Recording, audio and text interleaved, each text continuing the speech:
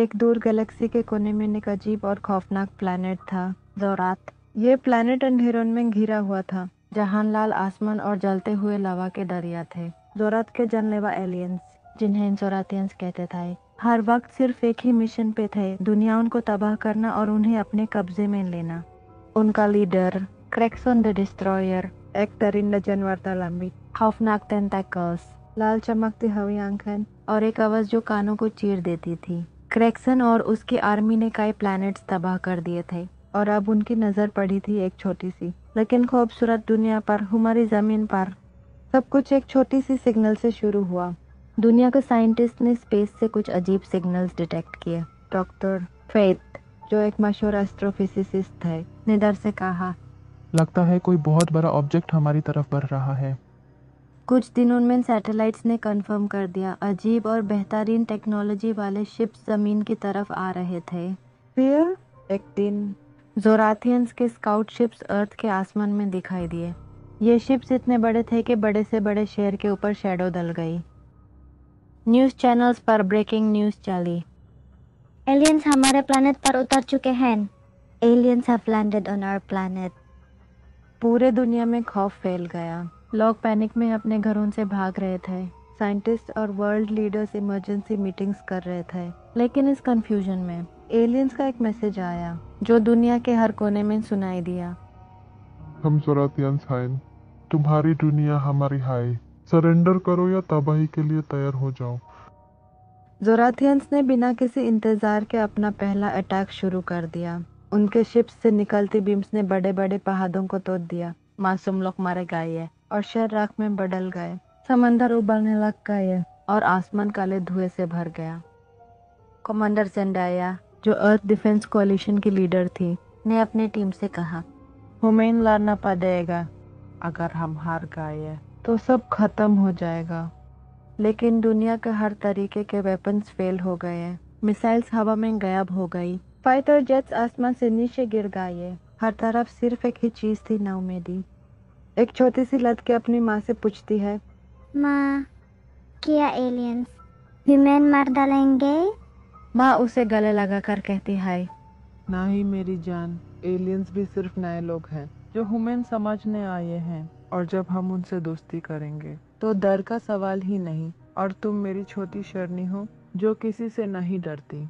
तुम मेरी सबसे ताकतवर और बहादुर बेटी हो। तुम्हारे साथ माँ है और माँ के साथ पूरी दुनिया का प्यार और दुआ। एलियंस का अटैक इंटेंस होने लगा। कमांडर जेंडाया भी अपने सोल्जर्स के साथ एक मीटिंग के। उन्होंने कहा, हमारा असली वेपन हमारा दिमाग है। अगर हम सब मिलकर सोचें तो कोई हल जरूर निकल आएगा। जब पूरी दुनिया कब से खत्म हो रही थी, तभी आसमान में एक अजीब रोशनी दिखाई दी। यह रोशनी सूरज से भी ज्यादा चमकदार थी। एलियंस के शिप्स ने इस रोशनी को देखा और कंफ्यूज्ड हो गए। क्रैक्सन चिल्लाकर बोला, इस रोशनी को उड़ा दो, ये हमारे लिए कोई रुकावट नहीं बन सकती ना। लेकिन जब उन्होंने अपने पावरफुल वेपन्स चलाए तो हर बीम रोशनी में घुसकर गायब हो गई। वो रोशनी धीरे धीरे एक शील्ड की तरह पूरे प्लैनेट के आसपास फैल गई। क्रैक्सन की आवाज काम गई, लेकिन उसने फिर भी कहा, हम अनबीटेबल हैं, हम रुकेंगे नहीं ना। तभी रोशनी के अंदर से एक आवाज उठी जो दुनिया के हर कोने में सुनाई दी। वो आवाज इतनी ताकतवर थी कि हर एलियन और इंसान उसे सुनकर हिल गया। ये दुनिया मेरी है। तुमने बहुत तबाही मचाई है। आप लौट जाओ, वरना तुम्हारा अंजाम देखने लायक होगा।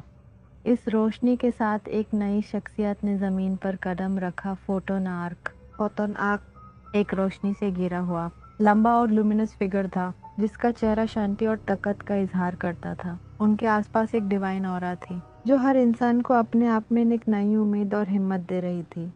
जब फोटोन आर्क ने अपना पहला कदम जमीन पर रखा तो हर एलियन शिप का टेक्नोलॉजी रुक गया, जैसे उन्होंने किसी इनविजिबल फोर्स के सामने अपनी शक्तियां खो दी हो। जोराथियंस, जो हर प्लेनेट को अपने कब्जे में लाना चाहते थे, अब खुद को बेहलक महसूस कर रहे थे। क्रैक्सन, जो दुनिया को तबाह करने का इंतजार कर रहा था, खुद डर से कांप रहा था।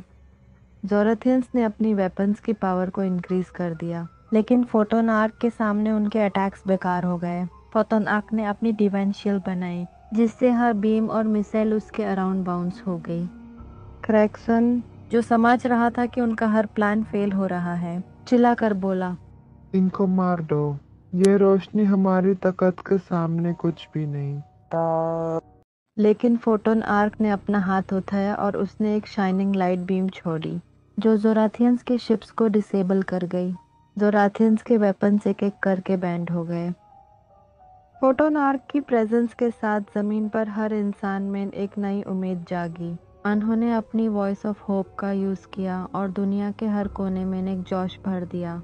हुमैन, अपनी ताकत और अपने हौसले से जीतने का वक्त आ गया है। हम सब मिलकर इस जंग में विजय पा सकते हैं। कमांडर ज़ेंडाया भी अपने अपने सोल्जर्स के साथ फोटोन आर्क की गाइडेंस से लड़ाई में शामिल हुई। फोटोन आर्क ने उन्हें कहा, तुम्हारा फेथ ही तुम्हारा असली शक्ति है। अगर तुम सब मिलकर इस लड़ाई में अपने दिल से लड़ते हो तो तुम जीत सकते हो।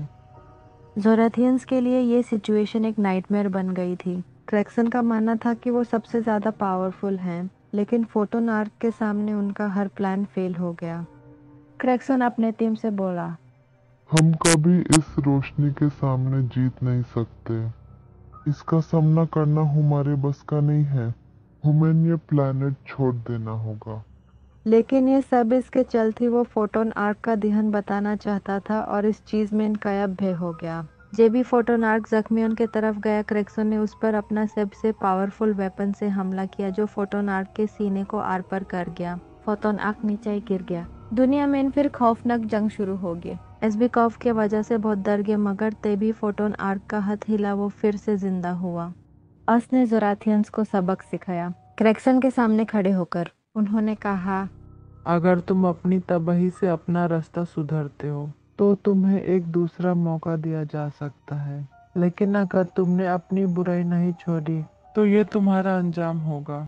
क्रैक्सन अपनी शक्तियों के बावजूद फोटोन आर्क के सामने नींद में चला गया। फोटोन आर्क ने उसे अपने फ्लीट के साथ दूसरी गैलेक्सी में भेज दिया, जहां वो कभी भी अर्थ के पास वापस नहीं आ सकता था।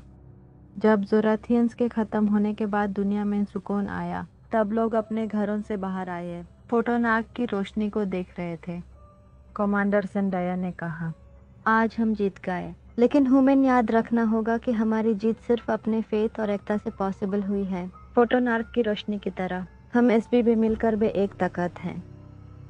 फोटोन आर्क ने अपने लास्ट वर्ड्स दिए। तुम सब अपने अंदर की रोशनी को पहचानो। तुम्हारे अंदर वो ताकत है जो तुम्हें हर मुश्किल से निकाल सकती है।